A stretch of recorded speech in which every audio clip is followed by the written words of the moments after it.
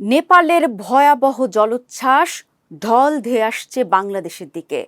ফারাক্কা বাঁধ হয়ে এই ঢলে ভেসে যেতে পারে বাংলাদেশের উত্তরবঙ্গের বড় অংশ, এমনটাই বলছেন আবহাওয়া বিশেষজ্ঞরা। এরই মধ্যে আপনারা জেনে গেছেন নেপালে ভয়ানক ঢল হয়েছে, মারা গেছে ৩০০-র বেশি মানুষ। প্রায় ৭৭ ফুট উঁচু জলের ধারায় ভেসে গেছে মানুষের বাড়িঘর, রাস্তাঘাট।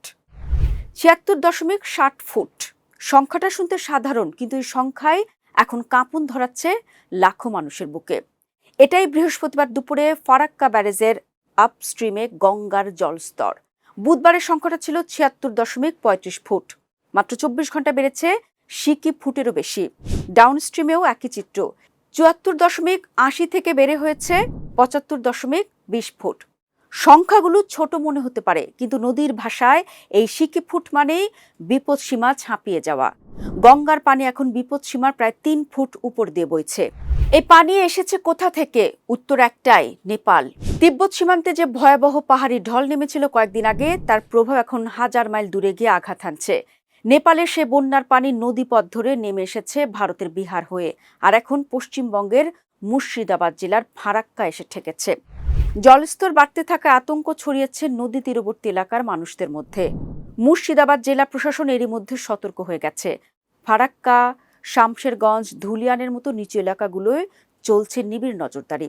মাইকিং করে মানুষকে সরে যেতে বলা হচ্ছে নিরাপদ আশ্রয়ে। জেলেদের নদীতে নামতে নিষেধ করা হয়েছে। বিপর্যয় মোকাবেলা দফতরকে রাখা হয়েছে প্রস্তুত। আর যদি এই গতিতে পানি বাড়তে থাকে, পরবর্তী ২৪ ঘন্টায় পরিস্থিতি আরও ভয়াবহ হতে পারে বলেই আশঙ্কা প্রকাশ করেছেন খোদ স্থানীয় প্রশাসনই। এখন প্রশ্নটা হলো, ফারাক্কার পর এই পানি যাবে কোথায়? উত্তরটা প্রতিটা মানচিত্রে স্পষ্ট। ফারাক্কা বাঁধ পার হয়ে গঙ্গারে বাড়তি স্রোত সোজা ঢুকবে বাংলাদেশে। এরপর যমুনার সঙ্গে মিলে যুক্ত হবে পদ্মার প্রবাহে। মানে সহজ কথায়, আজ যে পানি মুর্শিদাবাদের মানুষকে ঘরছাড়া করছে, আগামী কয়েকদিনে সে একই পানি ধাক্কা দিতে পারে রাজশাহী, পাবনা, কুষ্টিয়া কিংবা মানিকগঞ্জের চরাঞ্চলের দরজায়। আবহাওয়া জলবায়ু গবেষকরা এরই মধ্যে এই সতর্কবার্তা দিয়েছেন। ২৭ আগস্ট সামাজিক যোগাযোগ মাধ্যম ফেসবুকের ভেরিফাইড আইডিতে একটি পোস্টের মাধ্যমে বিষয়টি জানিয়েছেন আবহাওয়া জলবায়ু বিষয়ক গবেষক মোস্তফা কামাল পলাশ। কানাডার সাসকাচুয়ান বিশ্ববিদ্যালয়ের আবহাওয়া জলবায়ু বিষয়ক গবেষক মোস্তফা কামাল পলাশ লিখেছেন, তিব্বত নেপাল সীমান্তে সৃষ্ট ভয়াবহ আকস্মিক বন্যার পানি ভটিকোষী ও ত্রিশুলী নদী হয়ে নারায়ণী গন্ধক নদী ব্যবস্থার মাধ্যমে ভারতের বিহার রাজ্যের দিকে অগ্রসর হচ্ছে। ভারতের কেন্দ্রীয় পানি কমিশন এরই মধ্যে গন্ধক নদীর ভাটি এলাকায় সম্ভাব্য আকস্মিক পানি বৃদ্ধির বিষয়ে সতর্কতা জারি করেছে। বিহার রাজ্য সরকারও বাল্মীকিনগরের গন্ধক বাঁধের ৩৬টি মানে সব কয়টি গেট খুলে দিয়ে পরিস্থিতি পর্যবেক্ষণ করছে।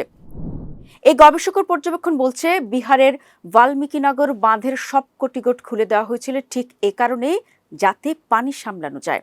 কিন্তু নদী তো একমুখী পথ।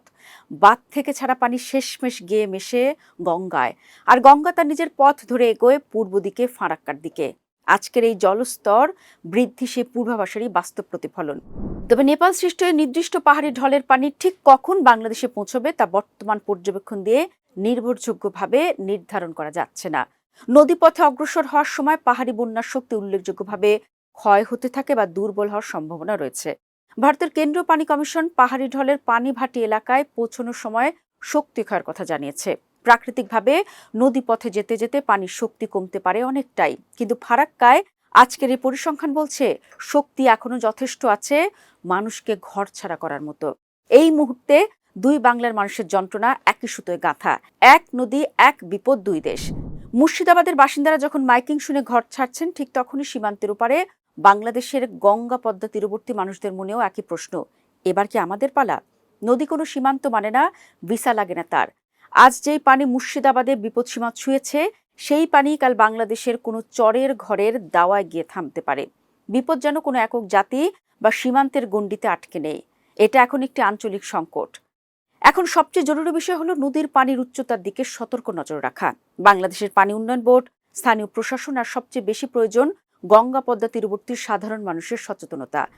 আতঙ্কিত হওয়ার সময় এখনো আসেনি, কিন্তু উদাসীন থাকারও সময় নেই। ফারাক্কার এই সিকি ফুট পানি বৃদ্ধি আসলে একটা সতর্ক ঘণ্টা। প্রকৃতি যেন বলে দিচ্ছে, প্রস্তুতি নাও, কারণ পাহাড় থেকে নামা পানি থামে না মাঝপথে। সে এগিয়ে যায় একের পর এক সীমানা পেরিয়ে, আর যে পথে সে যায় সেই পথের মানুষদের জন্য প্রতিটা বাড়তি ইঞ্চি পানি একটা নতুন প্রশ্ন হয়ে দাঁড়ায়। বাংলাদেশ কি প্রস্তুত? উত্তরটা হয়তো লুকিয়ে আছে আগামী কয়েকটা দিনের নদীর পানির উচ্চতায়।